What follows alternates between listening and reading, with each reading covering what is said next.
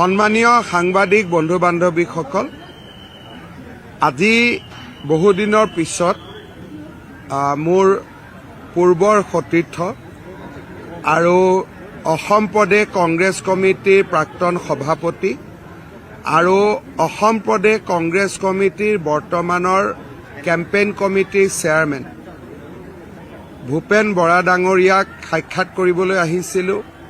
তেওঁ যোৱাকালি কংগ্ৰেছ দলৰ পৰা পদত্যাগ কৰিছিলে আৰু মই আপোনালোকক জনাবলৈ পাই অতি আনন্দিত যে অহা 22 তাৰিখে তেখেতে ভাৰতীয় জনতা পাৰ্টিত আনুষ্ঠানিকভাৱে যোগদান কৰিব। আমাৰ ৰাজ্যিক সভাপতি দিলীপ শইকীয়া ডাঙৰীয়াই কেইটা বজাত কেনেকৈ যোগদান কৰিব সেই বিষয়ে সিদ্ধান্ত ল'ব।